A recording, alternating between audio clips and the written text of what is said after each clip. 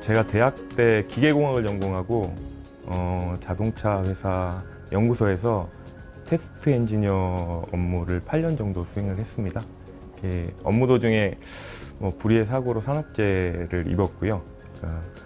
하반신 마비가 됐고 허리 아래에는 감각이나 운동신경이 전혀 없는 그런 중증 장애인이 되었습니다. 그래서 중증 장애인이 된 이후에 학업을 계속할까 아니면 원직장에 복귀해야 할까 다양한 진로에 대해서 좀 고민을 하다가 홈페이지나 SNS 등 다양한 매체를 통해서 경력이 있는 중증 장애인들을 채용한다는 그런 보도를 접하고 제 경력을 통해서 경력을 좀 활용할 수 있는 그런 일이 좋은 계기가 될 수 있을 것 같아서 지원을 한번 해보게 됐습니다.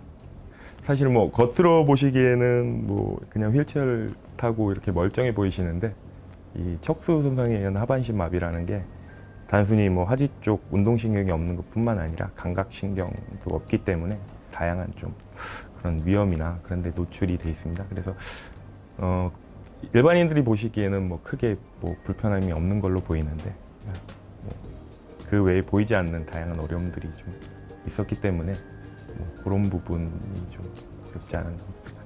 중앙공무원교육원에서 기계 분야 시설 관리랑 국유재산 운영관리 업무를 맡고 있습니다. 진천에 새롭게 교육원을 건설을 하고 있어서 그쪽의 기계 분야 쪽 건설 관계 감독이나 그런 업무도 병행을 하고 있습니다. 제가 중증 장애인이고 아무래도 휠체어를 타고 있다 보니까 그 교육원 시설이나 이런 데 있어서 접근성이라든가 이런 측면에 있어서 비장애인들보다는 장애인들 측면에서 입장에서 좀 바라보게 되는데요. 제가 그런 어떤 시설 관리 업무를 맡고 있으니까 좀 저 같은 장애인 분들이 와서 교육을 받거나 할 때 좀 시설에 좀 불편함이 없도록 좀 개선을 하고 그런 부분에 있어서 좀 제가 도움이 될 수 있다면은 제가 업무를 하는 데 있어서 더 보람이 있을 것 같다는 생각을 하고 있습니다. 장애인이 되기 이전에 사회생활을 좀 길게 했었고요.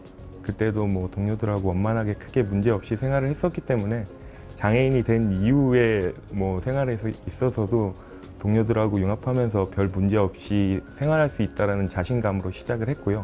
물론 비장애인들이 바라보는 장애인들에 대한 편견이나 이런 거는 분명히 있습니다. 근데 그런 편견 같은 거는 같이 생활을 하면서 내가 비장애인과 동일한 사람이고 같은 동료고 단지 몸이 좀 불편한 사람이라는 그런 인식은 제 스스로가 심어줄 수 있다라고 생각을 했었기 때문에 처음에 그런 편견을 깨는 데는 다소 어려움이 있었다라고 생각은 하지만 지금은 다른 동료들하고 동일하게 같이 즐겁게 그렇게 열심히 또 생활하고 있습니다.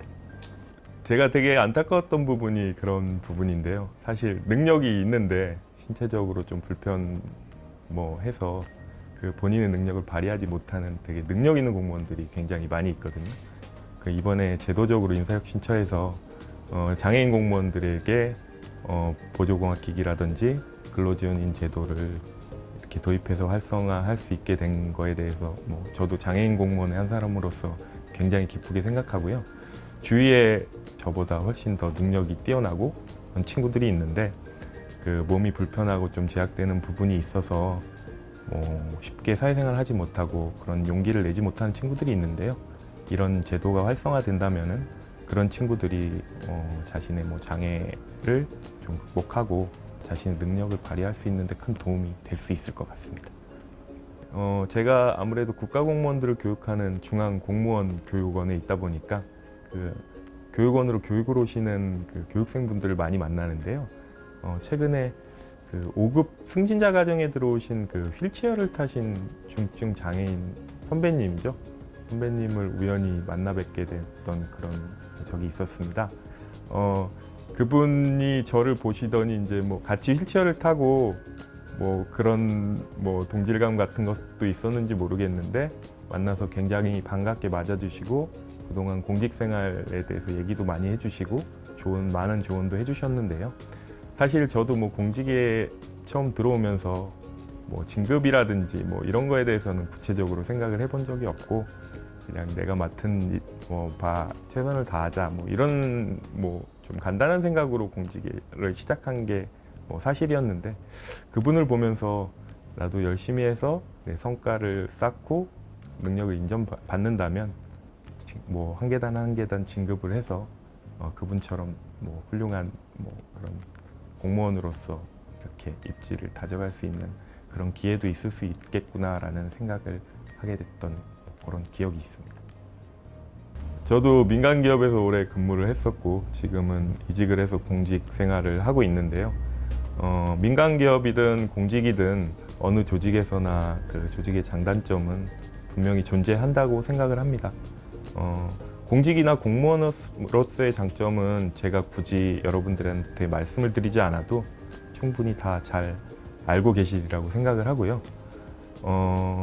장애인 공무원으로서의 장점을 한번 얘기해 보자면 민간보다는 아무래도 장애인 공무원들을 배려하거나 그런 배려들을 제도적으로 정착하는데 민간보다는 더 앞서 나간다고 그렇게 생각을 하고요. 그렇게 제도적으로 좀 정착이 되고 배려가 활성화된 조직에서 일을 할 수 있다는 것 자체는 저한테도 굉장히 행운이고 큰 기쁨이라고 생각을 합니다. 능력이 있는 장애인 후배들도 그런 어떤 배려의 토대 아래서 그 자신들의 능력을 발휘할 수 있는 기회를 많이 가질 수 있었으면 좋겠습니다.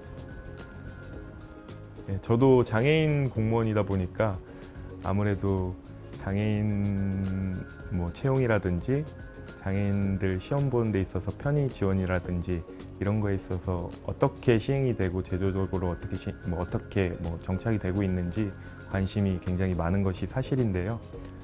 제가 공무원 생활을 하고 있다 보니까 주위의 장애인 친구들이 어떻게 하면 공직에 도전할 수 있는지 어떤 과정을 거쳐야 하는지 문의를 많이 하게 되는데요. 그런 문의를 많이 하게 되는 것 자체가 인사혁신처가 제도적으로나 아니면 실제적으로 장애인 채용에 대해서 많은 노력을 기울이고 있기 때문이 아닐까라는 생각을 해봅니다. 그래서 장애인의 한 사람으로서 인사혁신처에 굉장히 고마운 마음이 있고요. 추후에도 장애인 채용이나 편의 지원 등등에 있어서 많은 배려나 그런 도움들을 지속적으로 좀 해주셨으면 하는 바람이 있습니다.